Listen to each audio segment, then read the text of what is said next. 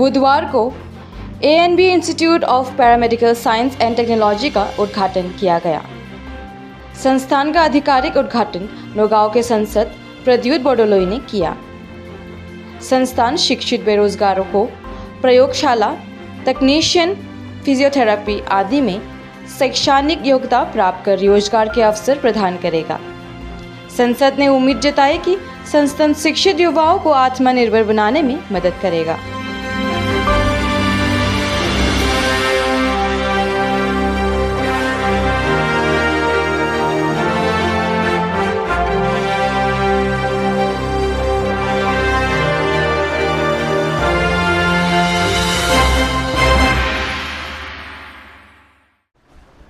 চাওক, নিবনুৱা সমস্যাটো একেবাৰে এটা দৈত্য ৰূপ ধাৰণ কৰিছে।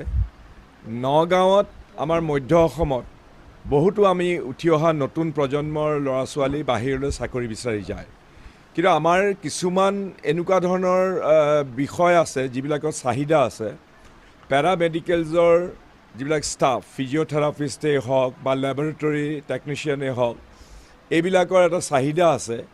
যদি এই যিবিলাকে সেইবিলাকৰ শিক্ষাগত অৰ্হতা সেইবিলাক বিষয়ত আহৰণ কৰিব বিচাৰে আৰু যদি এনেকুৱা ধৰণৰ অৰ্হতা যিবিলাকে দিয়াত সহায় কৰে, সেইবিলাক অনুষ্ঠান যদি ভালকৈ প্ৰফেশ্যনেল হয় আৰু তেওঁলোক যদি স্বীকৃত হয়, তেতিয়াহ'লে আমাৰ বিশেষকৈ মধ্য অসমৰ ল'ৰা ছোৱালীয়ে উপকৃত হ'ব আৰু তেতিয়া তেওঁলোকৰ অৰ্হতা বৃদ্ধি পালে তেওঁলোকে বিভিন্ন ধৰণৰ বিশেষকৈ স্বাস্থ্যসেৱা খণ্ডত তেওঁলোকে বিভিন্ন ধৰণৰ চাকৰি ওলাব।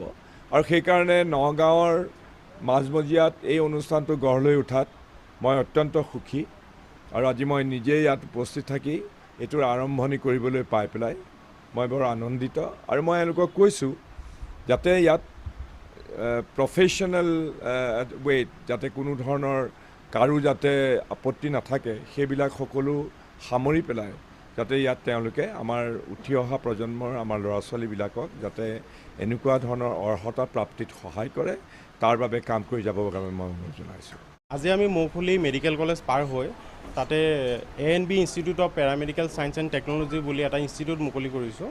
তো ইয়াতে আমি মানে কিছুমান এনেকুৱা আমাৰ কোৰ্চ আছে যোনবিলাক আমি যাতে তেওঁলোকে শিক্ষাগত অৰ্হতাটোৰ লগত যাতে সাঙুৰ খায় তেওঁলোকৰ ইনকাম চ'ৰ্চটো বনাব পাৰে। যেনেকৈ আজি ছাৰে আমাৰ কৈ গ'ল যে কিছুমান ডিমাণ্ড আছে পেৰামেডিকেল কোৰ্চৰ, সেই কোৰ্চবিলাকৰ ওপৰত আমি বিশেষকৈ আমি কৰিম।